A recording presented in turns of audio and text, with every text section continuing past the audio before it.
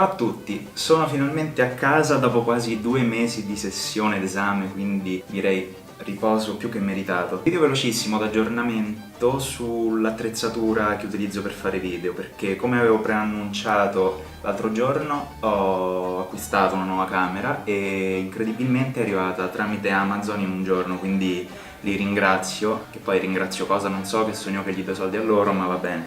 Per cui vediamo subito cosa c'è nel pacco. Eccoci qua. Allora, alla fine ho scelto la Sony Alpha 5100, un prodotto ormai uscito da un paio d'anni, ma comunque per quanto riguarda il videomaking è un prodotto più che valido. Non disdegna nemmeno nel comparto foto, ma questo lo analizzeremo in seguito, magari tra un mesetto o due dopo che avrò avuto un'esperienza d'utilizzo migliore. Ho preso anche un paio di batterie secondarie della Patona, che è una tra le marche secondarie migliori nel campo batterie, e ho preso anche un SD da 64 GB della SanDisk con un'ottima velocità di scrittura per poter girare video con la Sony in XAVC, che garantisce la massima qualità video possibile. Quindi apriamo la scatola.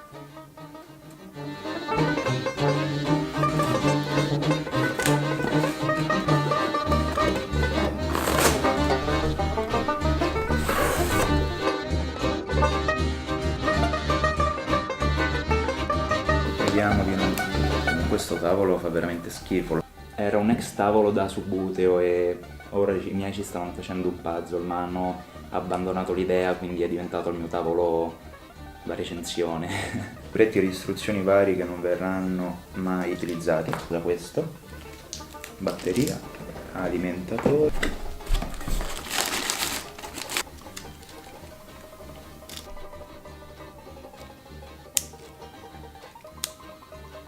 Ovviamente la batteria è scarica, quindi vediamo se per caso è carica una di queste altre due, se no continuiamo questo video più tardi.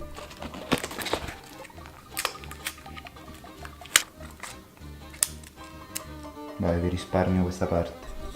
Eccoci qua, ho finito di smanettarci un po', cambiare il profilo colori, le impostazioni da palla NTSC per poter registrare a 60 fps. I materiali sono molto buoni e in dotazione a questo 1650, un obiettivo del kit base ma più che valido in campo video vlogging. La accendiamo.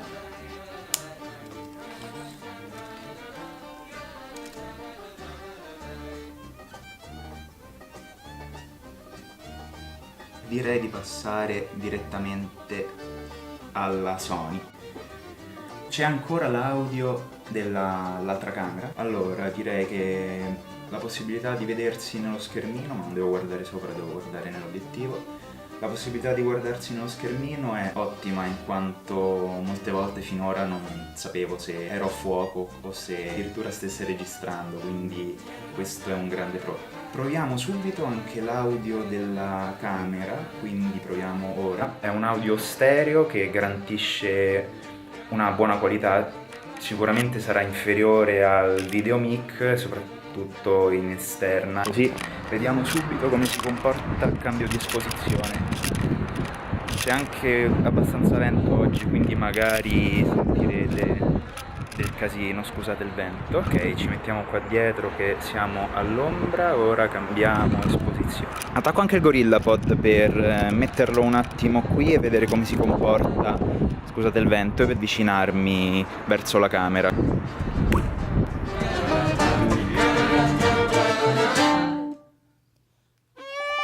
Approfitto di questo piccolo video per dire che mi ha chiamato il meccanico ieri, Maurizio, e ha detto che potrò riprendere lo scooter appena torno a Milano, quindi grande notizia. Sto comprando il caricabatterie, addirittura doppio caricabatterie per la Sony, in modo da averle sempre cariche. Uno dei difetti delle mirrorless in generale sia la scarsa durata della batteria, per cui direi che però 3 possono anche bastare. Passerei a un'altra clip. Vediamo anche come si comporta in scarse condizioni di luce. Adesso sto con le lucette della macchina. In teoria gli ISO dovrebbero reggere più che bene.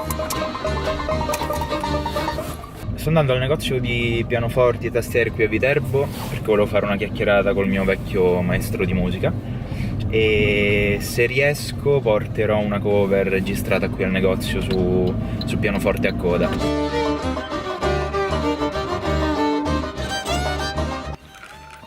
c'è più il pianoforte a coda, ci sono rimasto malissimo.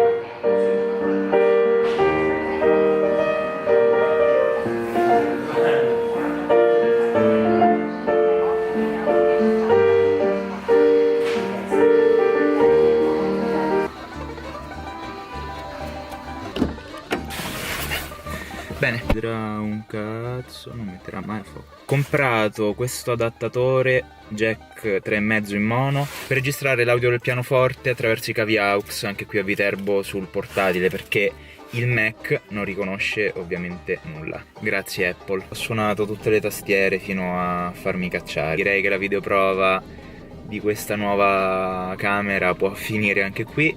Forse mi sono dilungato troppo, ma è uguale. Iscrivetevi, se no vi accadranno cose brutte.